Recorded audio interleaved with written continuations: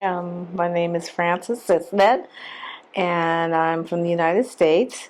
And I lived in California for many years, and I was a practicing pharmacist. Now I am a retired pharmacist, and we are here in Panama. And we also spend some time in Maryland where our grandchildren are. Tito? You call me Tito. No. Name is Clarence Sisnet, and my friends know me as Tito. And I was a pharmacist back in the United States in California and retired, came back to Panama, returned to Panama. This is also my home for the first 18 years of my life and never really left. So, back. Excellent. What inspired you to move to Panama, and how long have you been living here? I think we had always talked about coming to visit, and he was always telling me about his town. He lived in Paraíso, it's just a little town, and we never had until was it about 2008 Had a or family 9? reunion. We had a family reunion, and we all came, and I was just amazed at how beautiful the country was. The city of Panama City looked like Manhattan, and then there we went to other areas. We went to where he grew up, and it was just, I said, maybe we could do that. Maybe this could be a place for us, and that was one thing for me. Yes. So, You got I guess I was part of the inspiration. But anyway, she met one of the nice Panamanians, so we came back, and of course, I was absent from the country for a long period of time, decades and so forth. When I came back, it had changed a lot. The skyline was different. The transportation system was a bit different. I mean, just getting reacclimated, but still, in a short period of time, I felt I'm back. I'm home. So we started making plans to come back and spend more time in Panama. Excelente. What were some of the biggest cultural adjustments you had to make when you moved to Panama or moved back to Panama? Well, for me, it was, realizing that I really needed to know Spanish. I've had Spanish in college and so forth, but conversational, and I'll be honest, I'm still working on that. But that was one of the things that culturally I would say. But the other thing is that Panamanian people themselves are just wonderful people. They're very helpful. Even if I struggle with my Spanish, they understand and they try to help with me in speaking their English. So we do communicate. But it's just that Panamanians will, stop on the side of the road to help you, and they're just very, everybody says good morning. It's just a whole different vibe, and it's very pleasing. When I come here, this is my peaceful place. Excellent.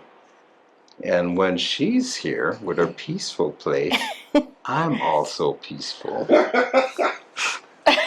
Yes. Thanks. Peaceful wife, peaceful life. Yeah. Is that a thing? Well, yeah, I mean, it's well used and so forth. But the thing is, as a Panamanian, as a native-born Panamanian, absent from the country for a while, my adjustment had to be again relearning conversational Spanish with all the shortcuts and so forth, and slang, so to speak, the local way of speaking Spanish. I was lost for a good period of time. I'm still learning. I'm still trying to get back up to speed in that respect. Um, Also, because living in the United States for that period of time, I had to get used to the fact that things are not going to happen quite as quickly. Yes, So, that's true. what's the response? Do I get upset? No, I just relax. It'll happen. Tranquility. Tranquilo.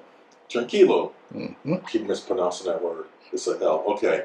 So, tell us about the area that you live in Panama and what you like about it. Okay, What drew you to that area?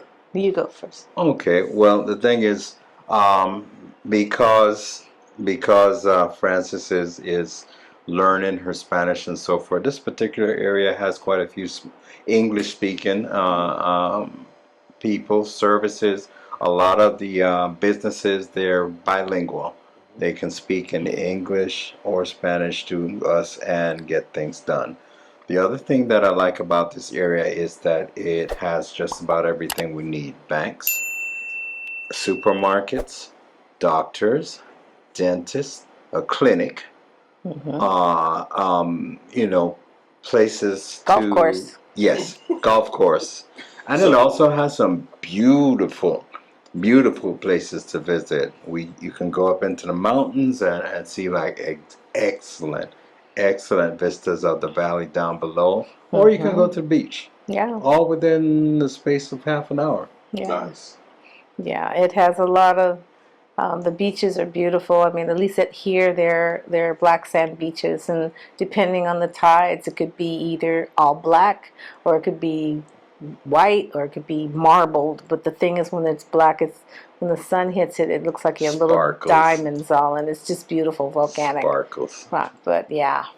But as he said, our requirement was to have our basic needs, like for health care, to be able to get to the store for food, and golf course, and I'll say for both of us. And Happy golfers. but it had a little bit of, and then the bilingual helps too. So Yeah. Excellent day. Excellent hmm days. Let's talk about your real estate experience here in Panama. hmm Tell us about your experience with finding and setting up your home here. well, that was interesting That because was a story. yeah, that's a story because we were planning on buying once we came and did like a tour to get an idea of what things were like. But we didn't do But we that. didn't because the pandemic hit and everything was shut down. You couldn't get in the country, you couldn't get out the country, and we were in the States. So we did a lot of looking online and trying to find places, and we ended up, we're on a chat group for a relocation place, and they had a realtor and some other folks on that time, and he was showing some pictures and talking about it. So we contacted him privately and said, you know, we're looking for blah blah blah. So he showed us a few places, and he showed us a place that was here, and we were like, wow, that's really nice. The price was really good, and we said, no, let's put a bid on it. Well, it ended up we did, but the bid, the owner decided he didn't want to sell for whatever reason. And so we were kind of bummed. But our realtor, as he was walking with the owner's realtor, she goes, I have another place that you might be interested to look at. It's right around the corner. So he called us and we said, sure, go for it. And he went and he took pictures. He showed, actually video. And and this was just starting because people hadn't been doing that. And here we go. We walk in, and we saw this place. It had been empty for almost, I guess, about a year because Couple couple years. of years because of the Right. pandemic. And he goes, you know, this is really a nice place. It's got really good bones. And if you don't get it, maybe I will. So I'm like, okay. Maybe a sales tactic, but Yeah, still, Right. it worked yeah, out. it worked. His wife came, who also does property management. We talked with her, and she came through to look at it from a woman's eye, like what's the washer, dryer, you know, stove, thing, you know, storage. And then finally, we said, you know, this might not be a bad deal, you know. So it was a nice condo. It's in a gated area, so that when we leave, we can just shut the door and go. And we put a bid on it, and it was accepted. Right. You know, anything to add? I know I talk a lot. Well, as far as the process goes, we found out that it is a different thing than buying property in the United States. True. We consider, oh, I consider ourselves very lucky because we got in touch with a good attorney, Mm-hmm. and that attorney made sure that everything was in the proper sequence, had the proper signatures, did the proper investigation as far as ownership of the property and so forth, taxes. It worked out very Very well. well for us in that respect. And essentially, without seeing the property in person, Yeah. we were very happy. But I don't recommend that to anyone. Yeah. We bought it essentially sight unseen. So, but like you said, would not recommend that to anyone unless you have somebody you really, really, really trust. And you do need an attorney. Oh, we should unplug that. Sorry, folks. It's all right. Anyway, yeah, that is something we wouldn't recommend. You definitely should come out and see and find out if this is the area you want to be. Absolutely. If you've never been here before, you really should go to an area and rent short term, like for about 3 to 6 months. See that area you like. And if it's not, then go to another section in the country and see if you like that and rent. Don't buy straight out coming in, because if you don't like it, then you may be stuck. And selling property is not as easy as buying. It is not a seller's market. It's a buyer's market. There's many properties available, so make sure that where you land is where you feel like you can stay. And for us, we knew where we had the idea where we wanted to be. So that's why it worked for us. But if we hadn't liked it, we'd have been up a creek. Dreaming of new horizons? Ready to embark on a journey of a lifetime? Introducing Panamazing Tours, your gateway to the extraordinary wonders of Panama. We're here to turn your dreams into reality. Join us as we uncover the beauty and excitement of Panama together. Our Panamazing Relocation Tours offer a VIP experience like no other. With small groups of up to 4, you're ensured a personalized and unforgettable journey.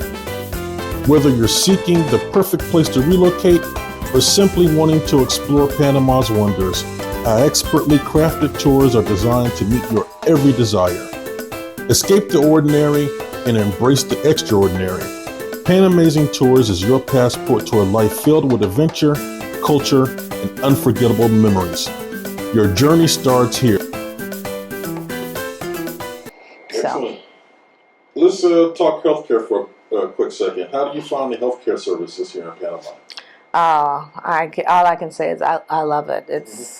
They are very competent. We have a clinic here that's connected with the San Fernando Clinic and connected with the hospital in the city.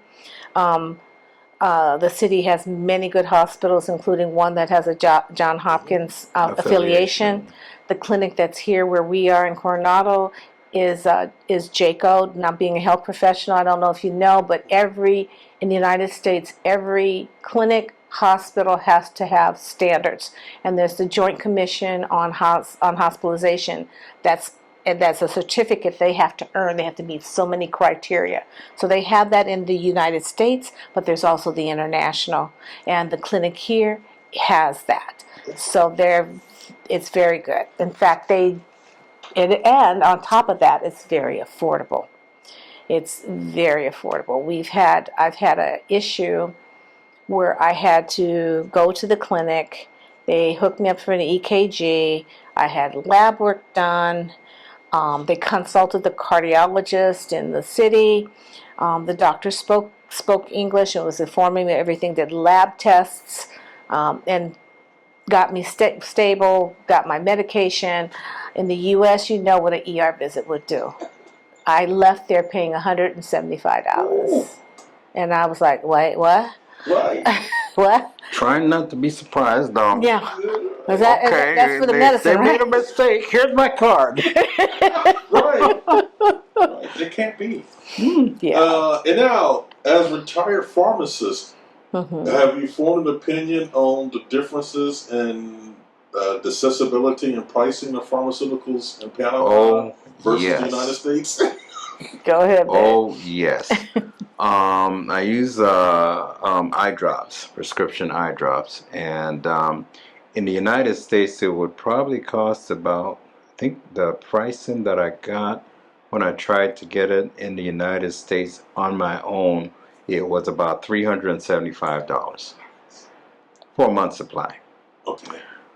Here, with the discounts for Jubilado and everything, it turned out to be $35. What? I mean, even without the jubilado. Yeah, exactly. Yeah, I mean, so it was like what, $60 or $70 before the jubilado, maybe $50 before the Yeah, jubilado. probably Yeah, about that. yeah, yeah. So for the two Wow. prescription eye drops that I use, I would pay probably about $70, $75 Oh, all wow. together. Yeah, and doctor's visits are the same. There you can see a physician for anywhere from $12 to $16. A specialist may cost you $25 to $35. Yep. And the doctors here are trained in the U.S. They're Okay. trained in Europe. They know their stuff. But it's a whole different scene in terms of healthcare here. They're not all like for profit. Right. So they make a profit, but They they're do not make a like profit. They do We've well. had a they lot do of well. Fun question: food and cuisine. What's your favorite Panamanian dish, and have you tried cooking any of the local cuisine? South. Sauce and carimañola. South. Okay, I'm from my family is from Louisiana, and we in the South, you know, you can get pickled pig's feet, right? Well, South is similar to pickled pig's feet, except you don't get the whole foot.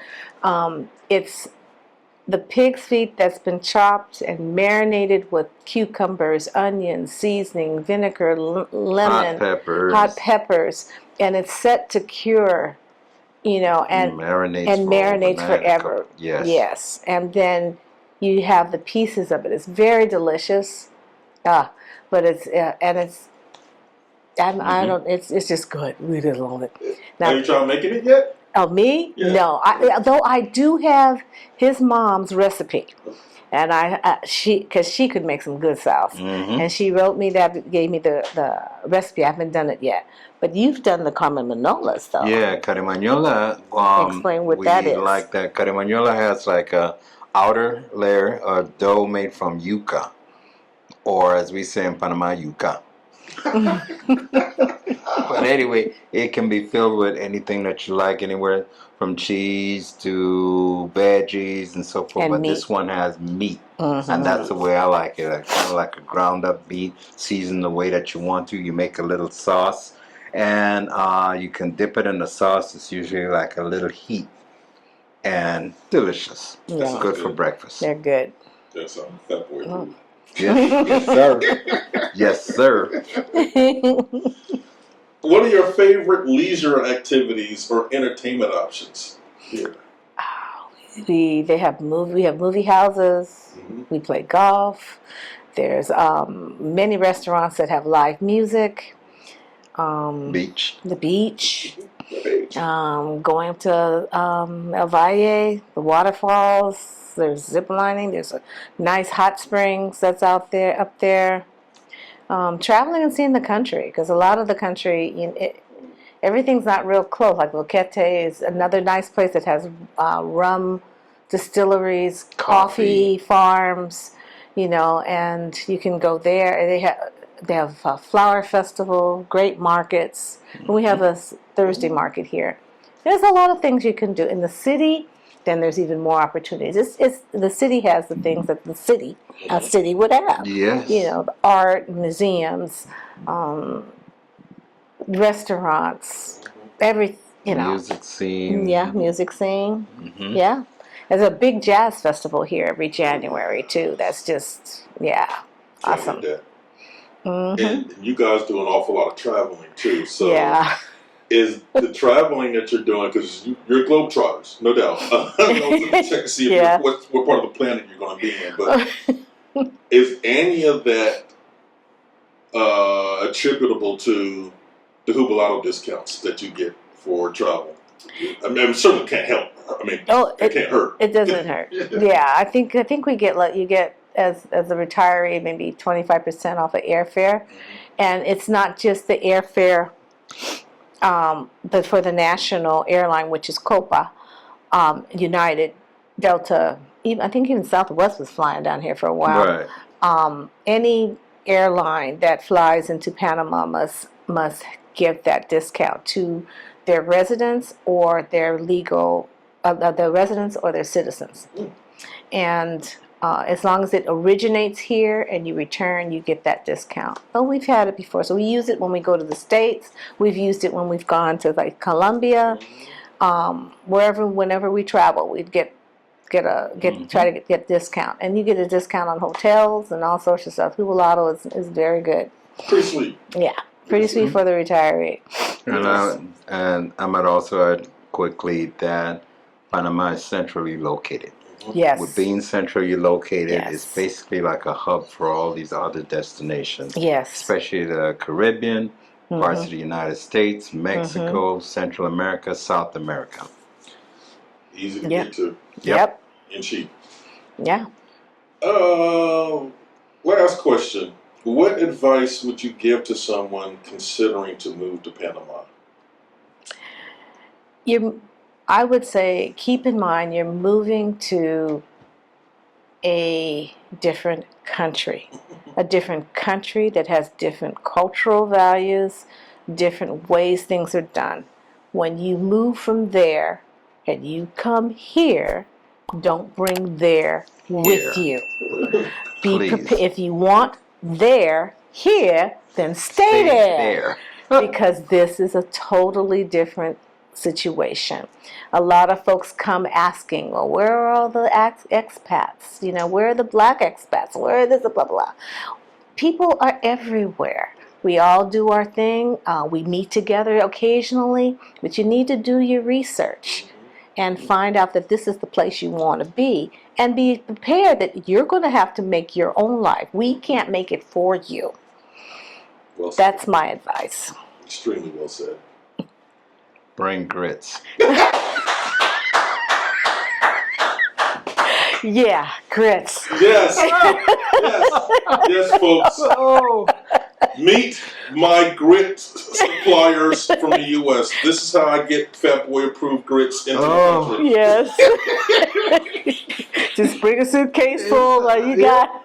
Right. And based on what I saw yesterday, you're actually like Air America. You're shipping in it was taco mix for somebody else. Wait, don't tell the government. I want to pay your taxes. Yeah. No. That's funny.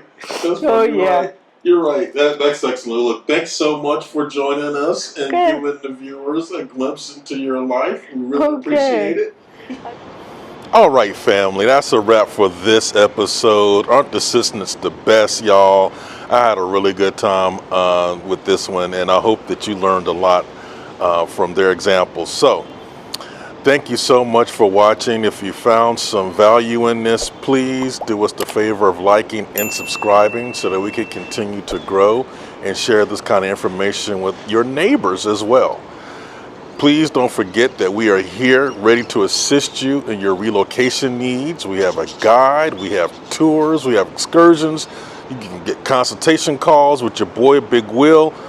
We can get you here, all right? Until next time. Y'all take care. Keep it light. Ciao.